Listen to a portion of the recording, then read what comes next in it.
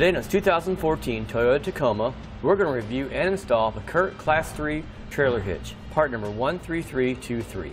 Okay, this is what the hitch looks like once installed on our Tacoma. You'll notice right off the bat, the vast majority of it's hidden behind the bumper, and we're actually looking from a little bit below, so when it's on the ground, you'll hardly see anything but the receiver opening right here. Now this is a great addition to your Tacoma for all your towing and non-towing needs.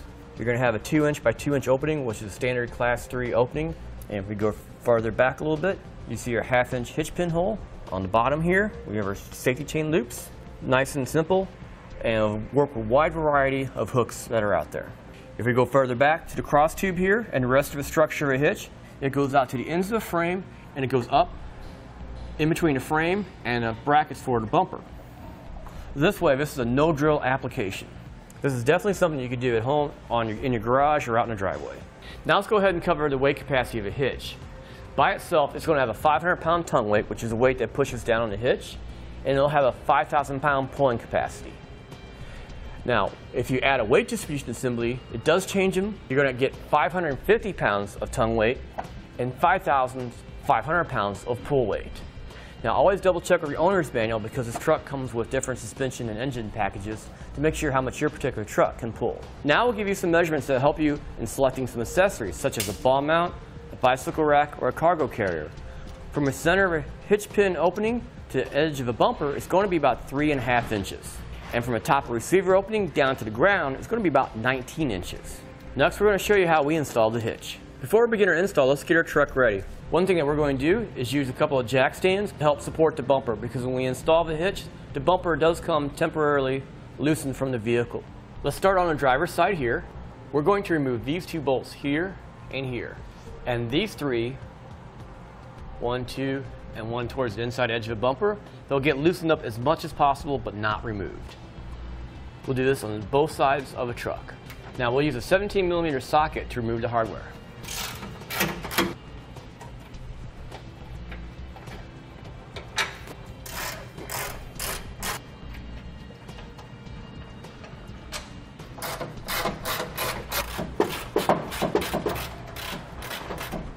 Now keep in mind, everything we do here on our driver's side is going to be repeated over on the passenger side.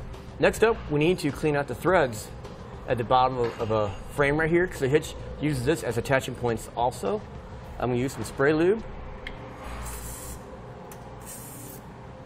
and tube brush to help clean out the threads. Now, if this is a much older vehicle or a lot of rust in there, you probably want to use a thread tap to go ahead and clean out the threads. In this case, I'm just using a simple tube brush, and this is part number 814092. We'll clean them off and use one of the bolts that comes with the hitch to make sure it threads in okay. At this point, we can go ahead and put the hitch up in position. Definitely a good idea to get an extra set of hands, and we'll slowly push the hitch up, and it's going to fit between the frame and the bumper brackets, and reinstall these factory bolts. Let's move closer to the bumper now. With the hitch in place, it's going to create a gap between the bumper itself and the bumper bracket. So we need to add these provided spacers. Now we can go ahead and take these two bumper bolts out and install a spacer.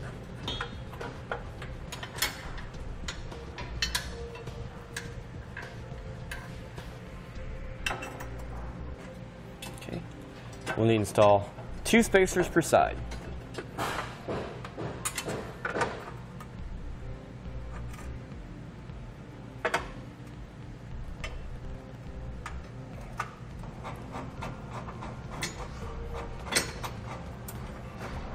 Let's move our attention down to the bottom of the frame here and install the hardware that comes with the hitch.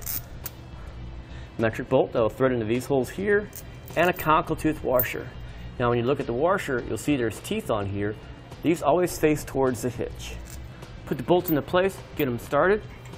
You may have to move the hitch around a little bit to get them to line up. With all our hardware installed, now we'll tighten down the bolts and then torque them down as described in the instructions. For these bolts here, we'll need a 19mm socket. A 3/4 inch will work as well.